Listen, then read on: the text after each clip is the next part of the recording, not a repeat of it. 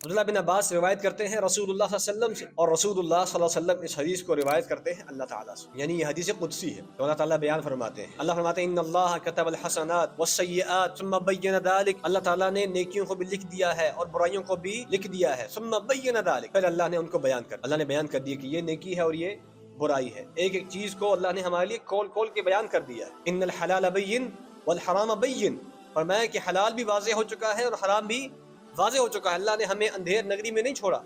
اللہ نے ہمیں روشن وادی میں چھوڑا ہے، ایک ایک چیز کے بارے میں وضاحت کر دی ہے کہ یہ حلال ہے اور یہ حرام ہے، یہ نیکی ہے اور یہ برائی ہے، یہ بدی ہے، فرمایا کہ فمن ہم بحسنۃ فلم يعملها، اب اللہ تعالیٰ کے احسان کا معاملہ شروع ہوتا ہے، فرمایا کہ جو کوئی شخص کسی نیکی کا ارادہ کرتا ہے لیکن نیکی کا ارادہ کرنے کے بعد کسی وجہ سے وہ نیکی نہیں کر پاتا، اللہ تعالیٰ کی رحمت کے دریا کیسے بہ رہے ہیں، فرمایا كتبها اللہ له عنده حسنۃ کاملہ، اللہ نیکی کے ارادہ کرنے کی وجہ سے ہی اس کے لیے ایک نیکی اس کے نام اعمال میں لکھ دے، کام کیا نہیں ہے لیکن نمبر مل رہے ہیں، اللہ تعالیٰ کی ذات کتنے کرم والی ہے، کتنے فضل والی ہے، فرمایا کہ تم نے عمل نہیں کیا،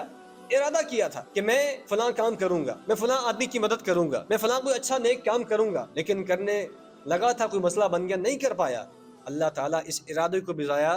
نہیں ہونے دیتا، پھر فرمایا فمن ہم بحسنۃ فعملها، جو کوئی شخص نیکی کا ارادہ کرتا ہے، ارادہ کرنے کے بعد اس نیکی کو بجا بھی لاتا ہے، نیکی کر بھی گزرتا ہے، تو پھر کیا ہوتا ہے، اللہ تعالیٰ اس کے بدلے میں 10 نیکیاں لکھ دیتے ہیں، کیا اس نے ایک ہے، اس نے 1 روپیہ دیا ہے، اللہ نے اپنے پاس لکھا ہے 10 روپے، اس نے 1 دیا ہے، اللہ نے لکھ دیا 10 روپے، ایسا کہاں ہوتا ہے، اللہ فرماتے ہیں کہ 10 گنا، اور 10 گنا بھی بات ختم نہیں ہوئی، اللہ کے رسول فرماتے ہیں الى 700 ضعف الى اضعاف کثیرہ، بعض لوگ تو ایسے خوش نصیب ہیں کہ ان کی نیت اتنی خالص ہوتی ہے، عمل کرنے کا انداز اتنا پیارا ہوتا ہے، ان کا طریقہ اتنا خوبصورت ہوتا ہے کہ اللہ کو ان کا عمل، ان کی ادا اتنی پسند آتی ہے کہ اللہ ایک کے بدلے میں 10 نہیں بلکہ 700 گنا بڑھا کر اس کو اجر عطا فرما دے، یعنی ایک عمل کیا ہے، 1 روپیہ دیا ہے، اللہ لکھ دیتے ہیں اس نے 700 روپیہ دیا، اللہ لکھ دیتے ہیں کہ اس نے 700 روپے دیا ہے، اور بات یہاں پر ختم نہیں ہوئی، فرمایا الی اضعاف کثیرہ، اور کئیوں کو تو اللہ اس سے بھی دگنا چگنا کر کے دیتا، اور پھر اس کے برعکس برائی کا معاملہ کیا ہے، فرمایا کہ فمن ہم